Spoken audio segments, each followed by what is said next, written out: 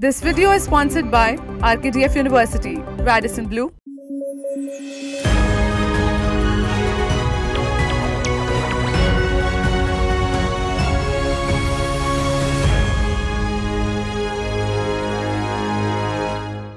Good morning, I'm Tusha Gurwal and you're watching News Flash. Today is the 14th of August and we have a lineup of crucial stories touching every corner of the globe, from the latest developments in politics to groundbreaking advancements in technology. Donald Trump is set to criticize the Biden administration's economic record on Wednesday in Asheville, North Carolina, a key battleground state. His remarks come just days before Kamala Harris, the Democratic Party's presidential nominee, is scheduled to unveil her economic agenda in her first major policy speech. Ukraine announced on Tuesday that its troops have advanced further into Russia's Kursk region, gaining control of 74 settlements following a surprise cross-border incursion launched last week. Ukrainian forces entered the region on August 6, marking the largest attack by a foreign army on Russian soil since World War II.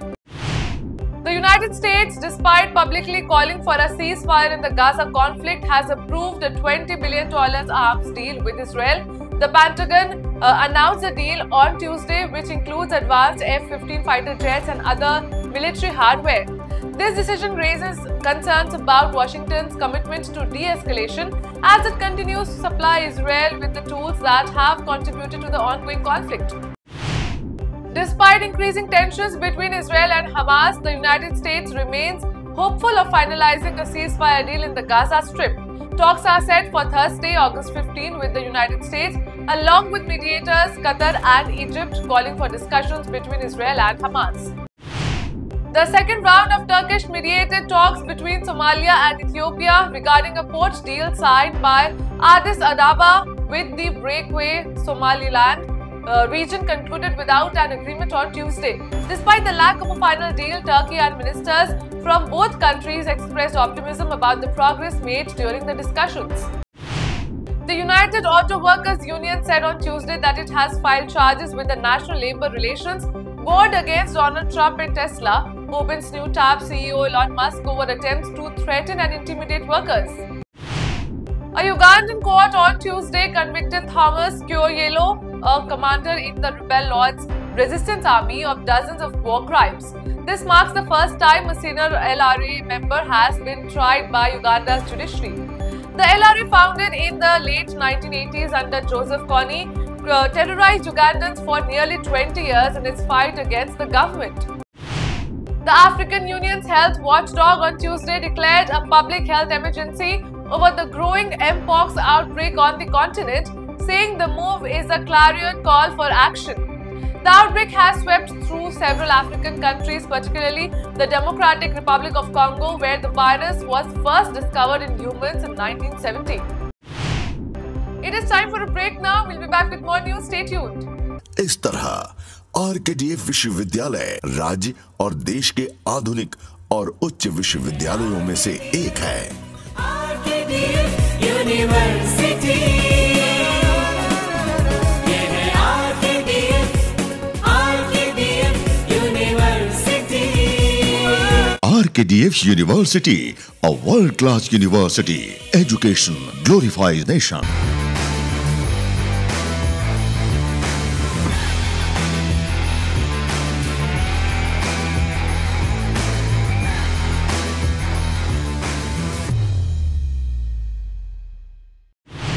As Bangladesh's new leader Mohammad Yunus embarks on a nation-rebuilding effort, reports suggest that Sheikh Mujibur Rahman, the nation's founder, will no longer be commemorated on his death anniversary.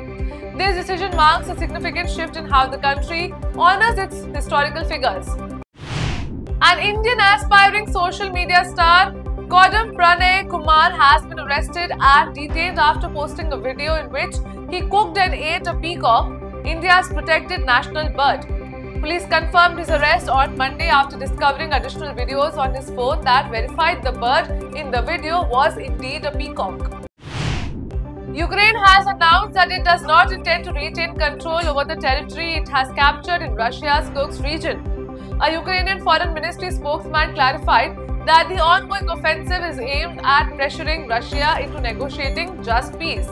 The offensive will halt once Russia agrees to end the conflict, as long as President Vladimir Putin persists in continuing the war. The leading Hindu organization in Bangladesh reported that the community has endured at least 278 attacks since the ousting of Sheikh Hasina. Following weeks of mass protests against her 15-year rule, Hasina resigned as Prime Minister and fled the country since her departure. Hindus and other religious minorities have faced systematic arrests across the nation. The Federation of Resident Doctors Association announced on Tuesday that it is ending its strike over the rape and murder of a trainee doctor in Kolkata. The decision came after a meeting with Union Health Minister JP Nadda, who accepted their demands. Malaysian Prime Minister Anwar Ibrahim will visit India from August 19 to 20, during which several agreements are expected to be signed, including one of the recruitment of Indian workers. Ibrahim, accompanied by a high-level delegation, will hold talks with Prime Minister Narendra Modi. Former Bangladesh Prime Minister Sheikh Hasina called for justice in her first official statement since fleeing the country. This comes amid murder charges filed against her over the death of a grocery store owner during recent student-led protests. The Bangladesh Nationalist Party also has demanded a trial for Hasina on charges of genocide. The Election Commission of India will meet with Home Secretary Ajay Bhalla on Wednesday to review security in Jammu and Kashmir ahead of upcoming assembly polls, with dates still pending. This follows a recent two-day visit by an ECI delegation led by Chief Election Commissioner Rajiv Kumar to assess the feasibility of holding elections in the region in September. That's all for the headlines of the day. For more updates, download the app and keep watching Rhythm.